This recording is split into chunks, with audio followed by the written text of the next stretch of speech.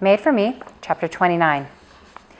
With 1 week and 2 days before she left for home, Danielle was sitting at her desk when an email from her father's doctor came through.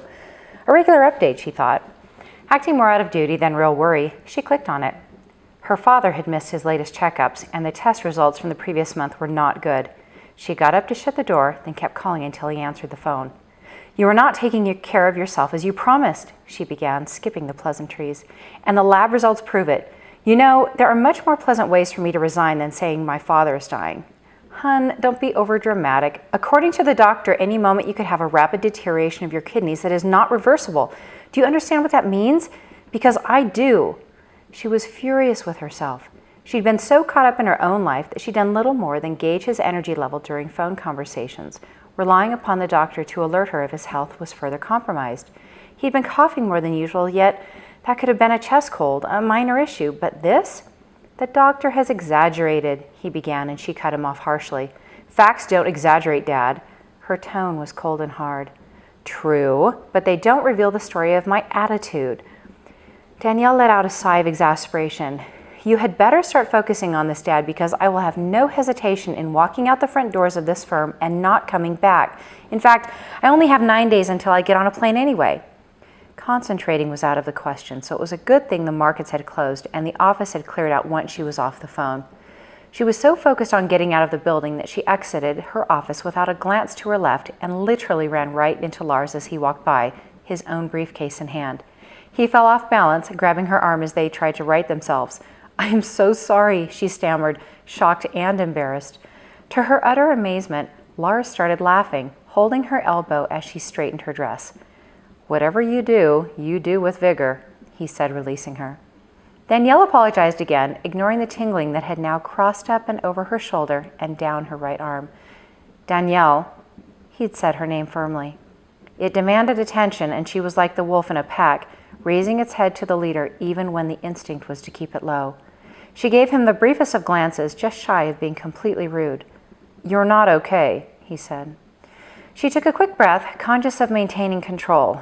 Control was one thing she needed when she was around this man, particularly now that her defenses were down and her insecurities up. "Okay is relative." Under the intensity of his stare, she heard not a movement in the offices. "Is there a problem at home?"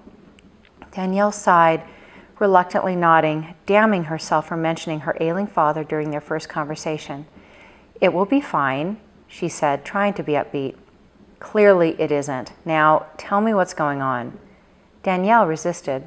"Look, Lars, no offense, but I found it's a lot better to keep the line between life inside and outside the office thick and black, not thin and transparent, past events aside. You didn't hire me to get involved with what's going on outside this building." The steel gaze of his dark eyes held hers until she felt the line going sheer like a wedding veil. "Is your father dying?" She willed her legs to be still. "Death is an inevitability for us all." A head nod acknowledged the truth of her statement. "Let me rephrase the question. Do you need to fly home to see him?" Danielle's tension eased microscopically. His demeanor told her the company would survive and her position still be open if she had to take some time off to go home earlier than anticipated. "I'm hoping the break in August will be soon enough to allow me to help him and figure out the true situation. You will let me know if there's anything we can do." She made brief eye contact with him, nodding, and when she walked past him, he touched her forearm, her internal reaction a sudden burst of warmth. "Danielle?" The pause after he said her name forced her to look him in the eyes and to be present in the moment. It's not always about the numbers. Danielle felt an unmistakable current pass from his hand to hers. "I know," she said, barely able to keep her voice even. In that split second, she had noticed the sunset orange of his tie, a color he never wore, and she instantly thought the shimmer augmented his skin. His hand remained on her arm a moment more, and she struggled to restrain the desire she felt at his touch. "Thanks," she said abruptly, quickly slamming the lid on her feelings. He didn't walk with her to the elevator, which she thought had been his original destination. As the car descended, she wondered if he also felt something between them, if the emotion had been similar to hers, and if he was also closing it shut, or leaving it open. Danielle immediately pushed the thought out of her mind. She was unbalanced, reading things on a page that didn't exist.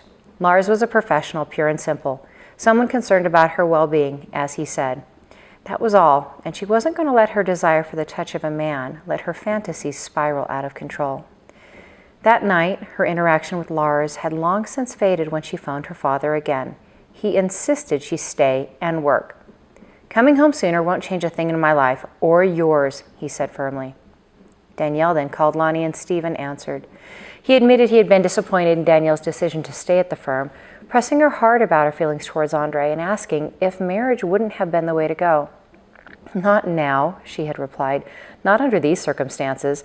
And besides, weren't you the one who told me men like Andre are literally lining the streets of Zurich, waiting for a wild American?"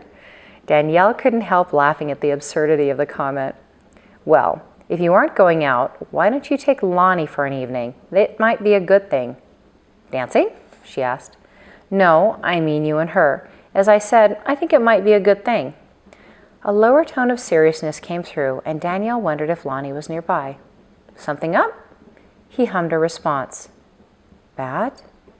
He didn't respond, and for the second time since she'd been here, she felt a sick, sinking feeling. "But it's not the restaurant, so it must be children? Is that it?"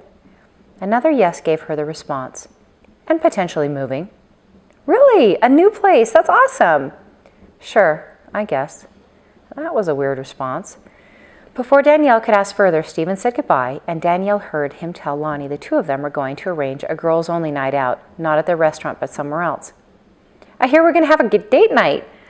Danielle confirmed the truth of it, and they arranged for lunch on Tuesday as Danielle left for Oregon the following morning. "Are you sure?" questioned Lonnie. "It's cutting into your trading." "I know, but you're my best friend. I can make money anytime."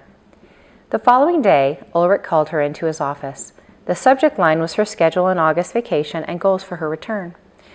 She was gratified he let go of his formality with her at the door, reverting to his more congenial self. Apparently, 4 weeks of consistency on her part was enough to rebuild his confidence in her. "How is it possible that the entire company can shut down for 3 weeks during the month of August?" she asked him, genuinely curious. "We like to think all our employees are more productive because we ensure they take time off. Now, changing the subject, Lars mentioned that your father's health has declined. I put this goal statement down without that knowledge." He slid a piece of paper across the desk. She looked down at the paper, noting the number at the bottom. "Do you think we should reduce it?" he asked. It was a fair question, but she wasn't going to reduce her goal. That's one thing her father would really take issue with. Dying? Nope. Lowering her goals? Absolutely. "No, don't change the goals. I appreciate the offer, but it's better to be busy at a time like this, not less so. My father's health is worse, but it's not as simple as leaving here and returning. It's either stay here or leave for good. There isn't much in between. So, to be clear, I'm here and committed, and that's what I'd like to focus on." Ulrich relaxed his posture. "I'm glad to hear it, Danielle. We'd hate to lose you. You've made quite an impression since you arrived." "Yes, I'm sure I have," she thought. He went on. "At this company, we like to reward results. This is for you." He slid an envelope across the desk. Thinking it was another set of tickets to the opera, she accepted it with thanks, placing it inside the flap of her tablet. "We won't have many more meetings until vacation. Just concentrate on trading."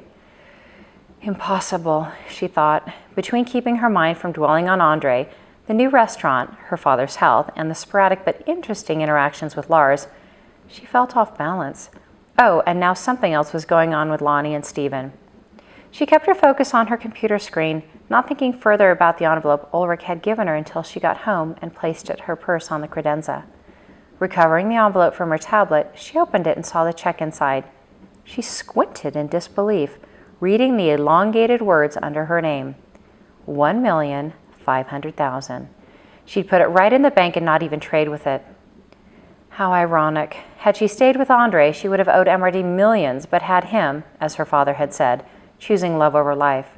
Now, by staying, she had lost him, but was financially better off than she'd ever been. Danielle wondered if marriage was ever going to hold a place in her future.